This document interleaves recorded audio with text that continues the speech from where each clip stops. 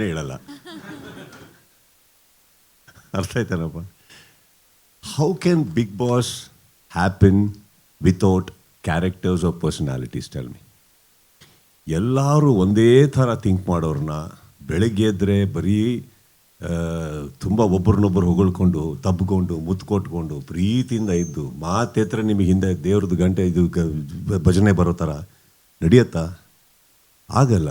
C, big boss is not a stage where I can say ವಿವಾದಿತ. Only thing I only request them is have a clarity, that's all. ಯಾಕೆ ಇವ್ರನ್ನ ಕಳಿಸ್ತಾ ಇದ್ದೀರಿ, ಏನಕ್ಕೆ ಕಳಿಸ್ತಾ ಇದ್ದೀರಿ, ಆ ಕ್ಲಾರಿಟಿ ಬೇಕು. ಅದಿಲ್ಲ ಅಂದರೆ ಏನಾಗುತ್ತೆ, ಅನಾವಶ್ಯಕ ಒಂದು ಶೋ ನಡೆಸೋದಕ್ಕೆಗೋಸ್ಕರ ಕೆಲವ್ರನ್ನ ಹಾಕೋದಾಗತ್ತೆ. ಅದು ಬಂದಾಗ ತಪ್ಪಾಗುತ್ತೆ ಅಷ್ಟೇ, ಬೇರೆ ಏನಿಲ್ಲ. ಬಿಕಾಸ್ ಏನಾಗುತ್ತೆ, ಸಮ್ಟೈಮ್ಸ್ ಬಿಗ್ ಬಾಸ್ ನಾನು ಏನು ಹೋಸ್ಟ್ ಮಾಡೋಕ್ಕೆ ಹೋಗ್ತಾ ಇದ್ದೀನಿ, ಅದು ನನಗೆ ವೈಯಕ್ತಿಕವಾಗಿ ಸ್ಟ್ರೆಸ್ ಆಗಬಾರ್ದು. ಬರೀ ಕೆಲವ್ರನ್ನ ಕಂಟ್ರೋಲ್ ಮಾಡೋದೇ ವೀಕೆಂಡ್ ಆಗಿಬಿಟ್ರೆ ನನಗೆ, what about the other contestants? ಏನಾಗುತ್ತೆ ಇಲ್ಲಿ, ಇವಾಗ ಬಿಗ್ ಬಾಸಲ್ಲಿ ಎರಡೇ ರೀತಿ ಕಂಟೆಸ್ಟೆಂಟ್ಸ್ ಒಳಗಡೆ ಹೋಗೋದು, ಬುದ್ಧಿವಂತರು, ಅತಿ ಬುದ್ಧಿವಂತರು.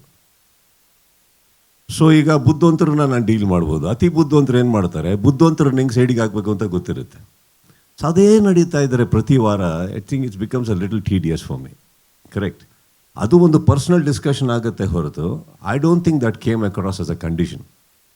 ನಾನು ಯಾವತ್ತೂ ಹೇಳಿಲ್ಲ.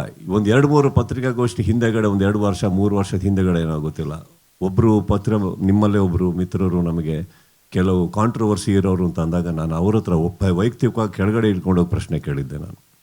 ಬಿಕಾಸ್ ಐ ಪರ್ಸ್ನಲಿ ಬಿಲೀವ್ ನಾವೆಲ್ಲ ಇನ್ನೂ ಹೊರಗಡೆ ಇದ್ದೀವಿ, ಮಾತಾಡ್ಕೊಂಡಿದ್ದೀವಿ ಅಂದರೆ ನಾವೆಲ್ಲ ಭಾಳ ಲೀಗಲ್ ಟರ್ಮ್ಸಲ್ಲಿ ಜೀವನ ನಡೆಸ್ತಾ ಇದೀವಿ ಅಂತ ಆಯಿತು.